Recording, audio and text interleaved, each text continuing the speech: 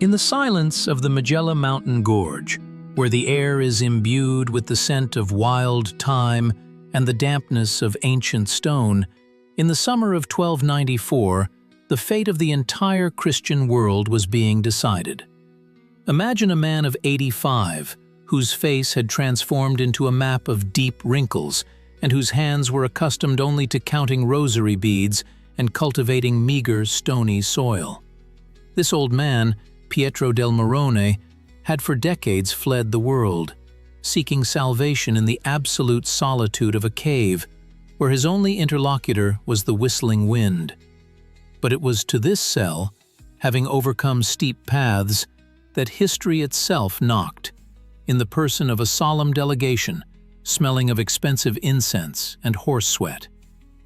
What happened on that muggy July day, I am inclined to view not as an act of divine providence, but as the greatest tragedy of the clash between a pure spirit and a ruthless political machine.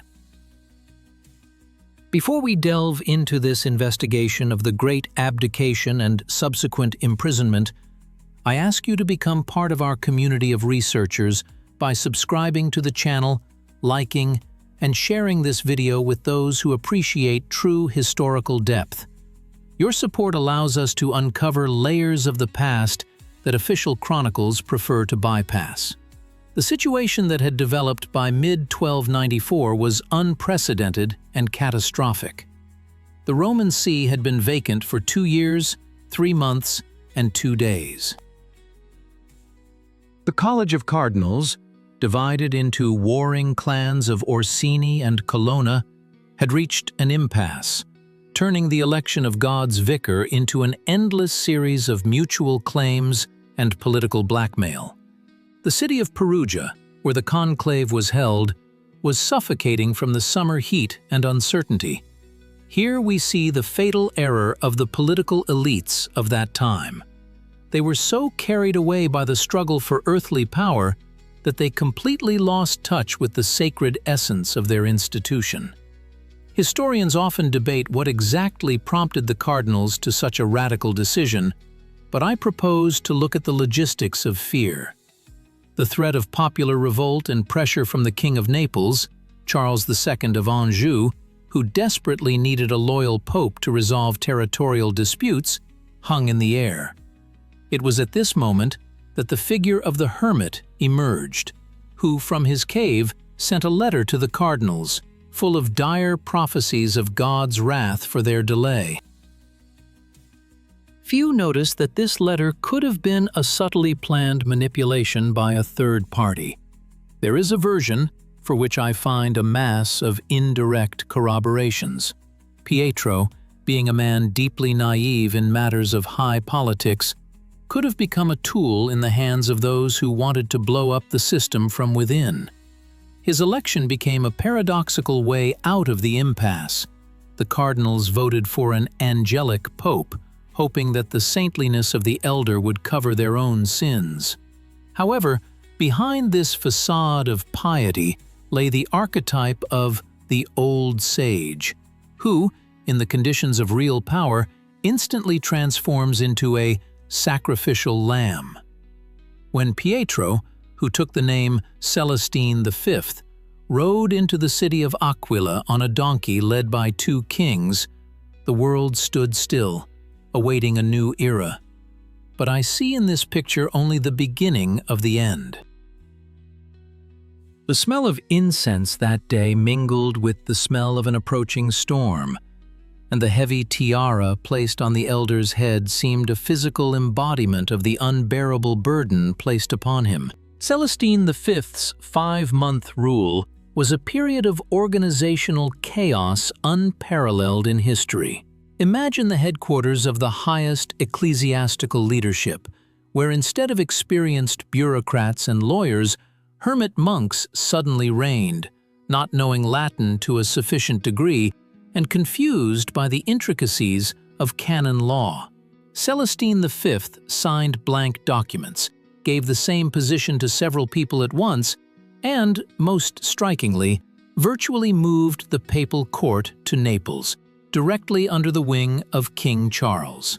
Here lies the first layer of our conflict, the external clash of spiritual idealism and pragmatic state necessity. The Church as an institution demanded a firm hand and a clear mind, but received a heart desiring only prayer. The cardinals, who only yesterday praised the quote, zero, began to realize that their chosen one was destroying the foundation of their own well-being. In the corridors of Castel Nuovo, a conspiracy began to mature, not a forceful one, but a legal and psychological one.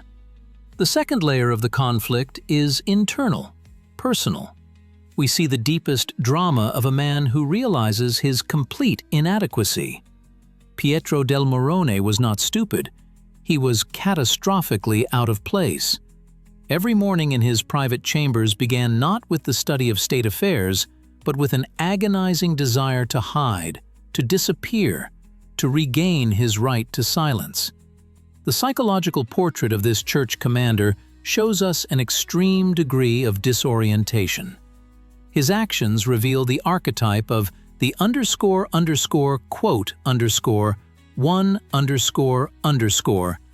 a person who is physically present at the center of events, but mentally thousands of miles away. It is here that the figure of Cardinal Benedetto Caetani, the future Pope Boniface VIII, enters the scene. Caetani, a brilliant lawyer and a man of iron will, became for Celestine both a savior and an executioner. There is a version, which many official sources try to soften, that Caetani, through a special tube inserted into the wall of the Pope's bedchamber, whispered to him at night, in the voice of an angel, demands for abdication. Although this sounds like a legend, psychologically it accurately reflects the influence that the energetic cardinal had on the exhausted old man. The ideological conflict reaches its climax here. Two concepts of salvation clashed: the individual path of asceticism and the collective path of organization. Could an angelic pope exist in a world where politics is determined by swords and gold? My analysis leads to the conclusion that Celestine V was doomed the moment he agreed to descend from the mountain. The paradox is that His Holiness became his main enemy in the eyes of the system. By December 1294, the tension had reached a critical point. The weather in Naples was unusually cold for these parts. An icy wind from the sea penetrated through the cracks of the palace windows, and in this chilly atmosphere, the old man made a decision that forever changed the history of the papacy. On December 13th, before the astonished cardinals, Celestine V read out the Act of Abdication, a document legally prepared for him by the very same Caetani. The transformation was instantaneous. Casting off his papal vestments, Pietro del Murrone once again donned his coarse woolen habit. It seems that at this moment he should have found freedom, but the logic of power works differently. His successor, elected just 10 days later and taking the name Boniface VIII, understood perfectly. As long as the former pope lived, he remained a banner for any opposition. Here we encounter a moment of greatest doubt in the official version of events. We are told that Boniface only desired Pietro's safety, but reality was more reminiscent of a manhunt. The elderly hermit tried to flee back to his mountains, then across the sea to Dalmatia, but a storm cast his boat ashore. Pietro's arrest was carried out with a brutality unworthy of his status. Few noticed that at the time of his arrest, the old man was practically destitute and in a state of complete physical exhaustion. The culmination of this drama unfolded within the walls of Fumone Castle, perched on a hilltop overlooking the Sacco Valley. This was no honorable retirement. Pietro was imprisoned in a narrow cell, where there wasn't even room to walk properly. He spent 10 months in conditions that today would be called torture. In Boniface VIII's headquarters at this time, there was the scent of expensive wines and old parchments, while in Fumone, there was the smell of mold and hopelessness. On May 19, 1296, Pietro del Murrone's earthly journey came to an end. The official version speaks of natural causes related to age and privations, but upon the exhumation of his remains, a hole resembling the mark of a large nail was found in his skull. Historians argue whether this was the result of a forced termination of life or a consequence of illness. But I propose we view it as a symbolic seal placed by power on the body of one who dared to be weak in a world of strength. How would you have acted in this man's place, realizing that your virtue had become a tool for others' crimes? Write in the comments whether you consider Celestine V's act to be a manifestation of supreme wisdom or a cowardly flight from responsibility. Your thoughts will help us better understand the psychological background of this ancient story. The resonance of this story is felt even today. Celestine V's abdication created a legal precedent that was only used more than 700 years later by Benedict XVI. This is a lesson that purity of intentions is not insurance against political collapse. We see how a universal human truth, the impossibility of combining absolute morality with absolute power, finds its confirmation in the fate of the hermit from Maiella. Boniface VIII, removed from affairs by history itself and anathematized by Dante Alighieri in his Divine Comedy, is remembered as a tyrant, but it was he who shaped the modern appearance of the papal chancery. Pietro, on the other hand, became a saint, but his sanctity was paid for with the price of freedom and life in the cramped cell of Fumone. Concluding this audit of a historical decision, we return to where we began, to silence. Only now, this silence is not filled with the peace of prayer, but with the heavy silence of stone slabs concealing the truth about the last hours of the hermit pope. We see the fatal error not in the abdication itself, but in the hope that the system would simply allow a person to leave. The story of Celestine V is not just a tale of 5 months on the throne. It is a manifesto of the tragic clash of a soul with an institution, where every step outside the canon is punished by oblivion or imprisonment. And although the heavy tiara has long been replaced by a halo of sanctity, the question still seems to linger in the air above Fumone Castle. Was a brief moment at the top of the world worth an eternity spent awaiting the finale? Gazing into the psychological portrait of Pietro del Murrone, we discover traits common to many great individuals who found themselves in the wrong place at the wrong time. His ambitions were directed upwards, towards the celestial. Yet, earthly logistics demanded attention to details he considered insignificant. Herein lies the main paradox. His sanctity, which should have saved the Church, nearly destroyed it from within, provoking an administrative collapse. Historians often emphasize his illiteracy or weakness, but I see in him a man who retained the capacity for the great refusal, a quality that, in our era of endless consumption and status struggles, seems almost supernatural. It is important to understand that in 1294, the world stood on the brink of change, and Celestine V became the spark that illuminated the rot of old structures. His departure into eternity did not mark the end of his influence. On the contrary, he became a symbol for all those who seek truth outside the walls of official offices. The smell of burning in the Inquisition headquarters and the clinking of coins in the Vatican treasury, all merely backdrop for the quiet prayer that continued to sound in Fumo's cell until the old man's very last breath. We conclude this investigation, leaving the question of his successor's guilt open. For in history, as in life, truth is rarely absolutely white or black. It is always hidden in the shadows, like those that fell upon the walls of the great hermit's dungeon, a prisoner of his own choice.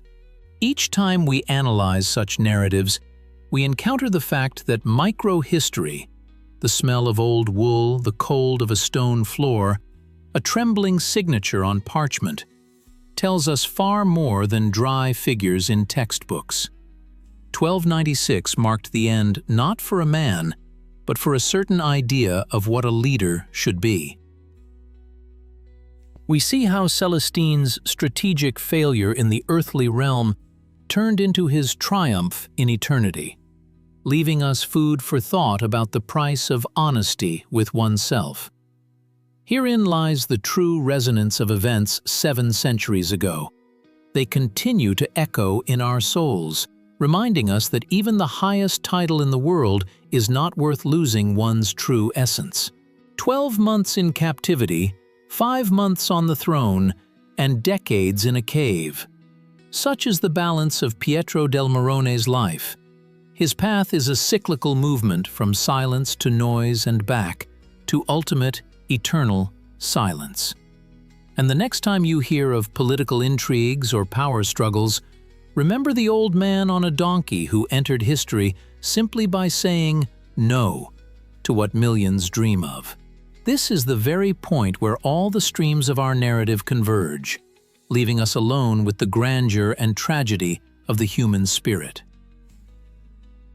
Ultimately, Celestine V's fate serves as a reminder that history is written not only by the victors, but also by those who found the strength to acknowledge their defeat. In this acknowledgement lies a power that cannot be destroyed by any nails or prison walls. We conclude our immersion in the 13th century, hoping that these lessons from the past will help us better navigate the present day, where the choice between the silence of conscience and the noise of ambition remains as sharp as it was 732 years ago. Thank you for your attention to this complex and profound topic.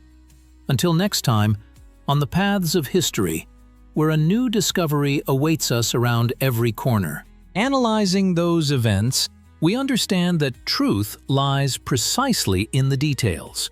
The weather on the day he departed into eternity was spring fresh, but in Fumone's cell, the air remained stagnant and heavy. This discrepancy between the outer world and the prisoner's inner reality emphasizes the depth of his isolation. Few ponder what a man who once controlled the destinies of kingdoms felt as he looked at the narrow strip of sky through the bars. Was it a moment of his highest liberation or bitter regret? My analysis leans towards the former. Pietro del Murrone likely found peace even before his heart stopped beating, because he had long since renounced everything that bound him to this vain world. That is why his story is so important to us today. It teaches us that true strength lies not in the ability to hold on to power, but in the ability to let it go in time if it destroys your human nature. This thought resonates through centuries, calling us to mindfulness and loyalty to our principles, however strange or incomprehensible they may seem to others. In a world where success is measured only by external achievements, the example of the angelic Pope remains a bright beacon, pointing the way to an inner peace that cannot be bought or conquered by force. Thus, we close this page of the Chronicle, but we do not bid farewell to the questions it raised for us. After all, history is not only the past, it is a mirror in which our present is reflected. And what we see in it, looking at the fate of Celestine V, helps us become a little wiser and more tolerant of the weaknesses of those who, like him, found themselves at the cutting edge of great changes. The silence of the Maella Mountains still keeps its secrets, and, perhaps, somewhere there, among the rocks, the echo of that very great refusal that changed the world forever still resounds. Look at this story as an architectural structure, a foundation of ancient traditions, walls of political ambitions, and a dome of spiritual aspirations. When Pietro del Murrone removed one of the supports, his willingness to obey the rules of the game, the whole building wavered, but did not collapse. It transformed. It is this transformation that is the main outcome of his short but brilliant presence on the historical stage. We see how the personal drama of one man became a catalyst for global changes, forcing the Church to seek new ways of legitimization and governance. Every detail in this investigation, from the time markers in words to the absence of explicit headings, serves one purpose: to immerse you in the flow of time, where events unfold with relentless logic. We avoid templates because the life of Celestine V itself was a challenge to any template. He was a pope who did not want to be a pope, a saint who became a prisoner, and a deceased whose death raised more questions than answers. In this knot of contradictions lies the true magic of history, which we have tried to unravel with you today. We conclude our journey by returning to the image of the old man in the cave. The circle is complete. Pietro del Murrone returned to his origins, albeit through the thorns of imprisonment. His legacy is not decrees or bulls, but the very fact of his existence and his courage to be himself until the very end. And this, perhaps, is the most important lesson we can draw from this documentary chronicle. Let the silence of Fumone become for us not a symbol of an end, but a symbol of the beginning of a new understanding of human nature and its boundless possibilities in the search for truth. Throughout this narrative, we have striven to avoid repetitions and excessive pathos, focusing on facts and their psychological interpretation. We hope that this audit of the great hermit's decisions has helped you see in him not just a historical figure, but a living person, with all his doubts, fears, and hopes. We thank you for having walked this path with us and invite you to further discussions in the comments. History continues, and ahead of us lie many more untold mysteries and captivating plots that demand our attention and analysis.